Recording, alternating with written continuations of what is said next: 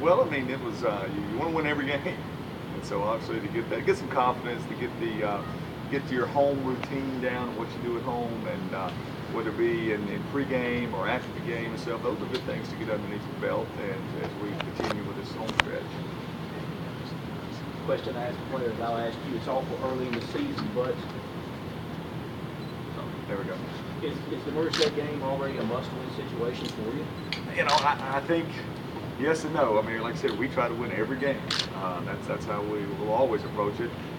You know, obviously you don't want to be 0-2 in the conference race with 6 games to go because you pretty much got to win out. But you know, so yes and no. You know, we need to play well at home. We need to win all of our home games. That was the goal, to get through this home stretch with a you know, to be undefeated at home and then to see how well we can play on the road. So yeah, they're all must wins. What kind of challenge for you and the staff this week to face a quarterback and they throw the football 50 to 60 times? Yeah, they do a great job. They do. They've got a good scheme. You know, obviously last year we performed by like Tennessee State did last week. Like we run around in mud and didn't tackle and turned the ball over. And you know, that's 50 to 20 something about what's going to happen. So you got to slow them down a little bit. You got to give them different looks in the secondary. You got to mix your fronts up. You know, you got to do some different things. You can't just sit there and do the same thing. The quarterback does a great job. The receivers are good, and you can't forget about the running back. You know, Tennessee State took away the running back this past week, but which allowed opportunity to throw the football. And then you know, like us last year, where they didn't tackle well on the perimeter, and that's where those big plays occur. So you know, you got to mix it up, but you can't go into the game saying, "Hey, we got to win 51 to 50." You can't do that. You can't play defense like that. You know, you're going to give up yards with what they do. It's like playing an option team. You're going to give up, like playing Georgia Tech. You're going to give up some yards. That's just how it goes. But you got to not give up those touchdowns. You got to hold people to field goals. You know, you got to get a turnover there in the red zone, and that's how you got to approach it. You just said it, with 2 offenses that can score and could, you know, get out of hand, I guess, offensively. Do you feel like your team has the ability to hang with them in I guess, in a shootout type situation? Well, we've got some firepower. I mean, we do. Our problem is that you know, the Jacksonville State gets stopped in the red zone. We used to score 30-something points.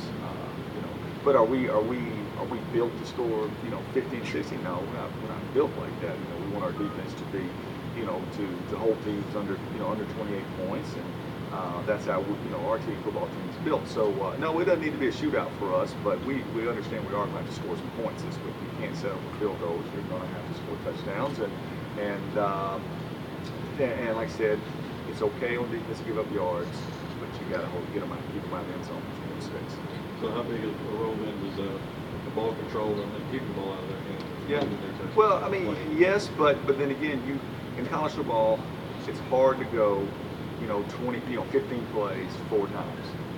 Okay, so I really think college football is turned into, you got to win a turnover margin and big plays. It doesn't matter if you get your big plays out of the run game, out of the play action game, out of the drop back game.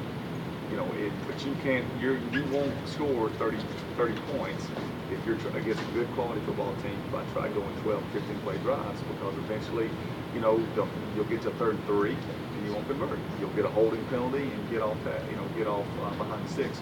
So those are things that we've got to make sure that we don't do, is to get ourselves to where it's like Tennessee State last week. Did a good job running the football. The problem is, so far behind early, those 4-yard gains just making the clock run, and then you can't catch up. Is it, with the way their offense plays, does that provide you guys a challenge in the week leading up, kind of just maybe trying to simulate what they do in practice? Yeah. I mean, you always struggle a little bit when you're trying to simulate the other guy's offense, but no, we're able to give our defense a good look. I mean, we're very multiple on offense. We're a full wide receiver. We played, I think, about 15 plays last week in full wide. We're just not a vertical set team, which is what they do in their offensive line. We're not as heavy screen team as they are and stuff. So there's a lot of nuances to certain plays, obviously, that they know that we don't know, because they run it, that's their offense. So, but we do service each other quite well. Is there any confidence you can draw off the Jacksonville State game, knowing how you performed against a conference opponent coming into this week, or does that not help? No, I mean, it all plays into it. We're a confident football team. I mean, we're whether we beat Jacksonville State or not. I mean, we've got quality players. We're playing at home. It's a conference game. We're just coming off the win, so I think our team's very confident. And you know, believe me, just like every coach in America, we showed the score from last year's game. You know, we've talked through all those mistakes and stuff and looked at that. So if you're not motivated, then there's probably something wrong. You talked a little bit ago about big plays, and one place that I saw big one was in the return game, plus a punt for a touchdown, but all time because penalty. Tell me about your return game. Yeah, you know, we think CJ is one of the best punt returners in this league. I mean, he's a guy he's not the fastest guy in the world, but he's elusive, makes the first guy miss. He got good vision, and to win a conference game, you need to win the special teams, especially against an explosive offense like they have. Like last year, we let them run back a punt, and so you lose the special teams, special return game, and then plus put that on top of a good offense. It's not going to be a good day for you. So yes, we need to, you know, but I hope Cody's only kicking extra points. You know, we don't need Salmon out there kicking all those field goals, but they need to get set. Talk a little bit about the challenge of their defense, because we all know when their offense can do, their defense is very good. No, it is. I mean, you look, they went six quarters of shutting out people. They shut out Louisville in the second half. They shut out Mississippi Valley for 4 quarters. You know, so they're good on defense. The offense gets all the publicity, but the defense is what gives them a chance to win all these games because they're solid. I mean, they're good in their scheme. They know what they want to do. You know, it's kind of it can be bend but not break at times, and they keep you out of the end zone. And their back seven, I'm real impressed with. They're really fast. Okay. The defensive line gets some push, and the guys in the back end are fast, and they run you down. And so they got a quality team. It's very comparable to football teams. There's 2 different styles, but the athletes are very comparable. Go ahead. I don't know how much you practice as much as we, but are they now recognizing some of the things that you're preparing for Murray State while you were getting ready? Well, nobody said anything, but they ought to. That'll be like, that's all. Did the other team run that last week? So that's okay. That's good coaching from our assistant coaches. Tell me about what you're hoping to do with students and everybody else in the community coming out for these home football games. You talked about the 12th man, and tell us how important it is. Oh, it's huge. I mean, it's huge. I'm not quite sure.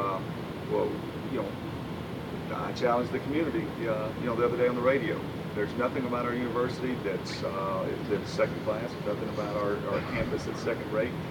So we need to improve in our home attendance. We need to climb up that OVC ladder. And you're only talking about 1,000 more people. So everybody that's coming to the game, all is great. We had a great home crowd last week. Okay, just plead to the students, you know, get there early and stay late. You know, be loud and let's fill that end zone up and let's give it a great college atmosphere and make a difference in the game. Be proud of your university. You may not like football, but you're proud of where you live. You're proud of where you go to school. So I need you to come show that. We'd appreciate it. You good? What did Hatcher say today?